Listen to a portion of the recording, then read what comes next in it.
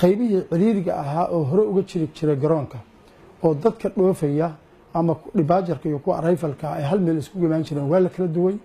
internationalki iyo localki waa la kala duway waxaa loo sameeyay qaybo kala duwan xafiisyo badan oo qaybo kore iyo qaybo hoose ka kooban baa lagu soo kordhiyay dadku hadda ka dhoofaya garoonka iyo kuwa soo gelayaba ma dareemayaan wax culays iyo wax biisana garoonka xaaladiisu sidaas waaye uu ku sugan yahay hadeer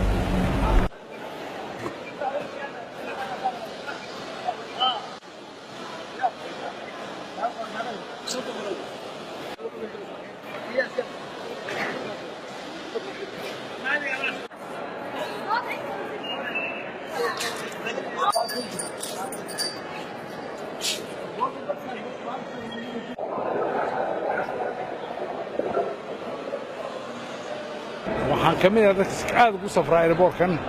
ama dibadda iyo localba ah waan dareemayaa isbeddel badan oo maalmahan aad u socda xagga nadaafadda amniga xirfadda shaqaalaha iyo soo dhoweynta iyo airportka idaacadda international airport waxaa iiga muuqda runtii isbeddel joogto ah oo aan arkayo marba markaan ku soo noqdaba dhan walbaba dhanka amniga iyo dhanka khadamaadka ama servicekaba arkay aad ugu habboonaan waxaan u hambaliyaynayaa maamulka iyo nidaamka noo suurtageliyey inaan nadaafadan iyo quruxdan ku safro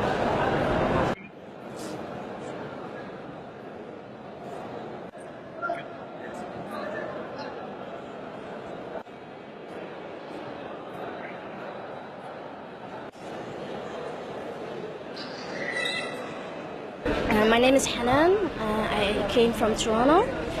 This is my first time back in Somalia. I feel very safe traveling here, and security is very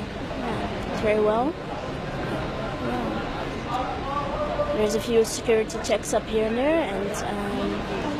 I like what they're doing here with the checks. And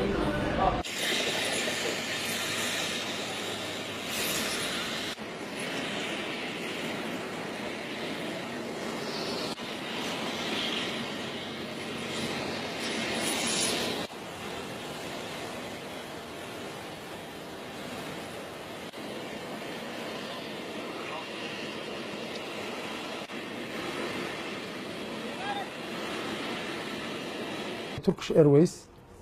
waxaan rajo ka qabnaa bisha hadda soo socota May kowdeeda inay safaradeedii bilowdo waa wada xiriirnay xagga security-ga iyo wixii laga tari karo waxaana u qornay warqad ah garoonka inay hadda ka shaqayn doonaan iyaan hadda qoray oo aan u gudbinay iyaguna waxay ballan qaadeen inay ku soo dhiiranayaan inay imaan doonaan inay ka howlgalaan hadeer meesha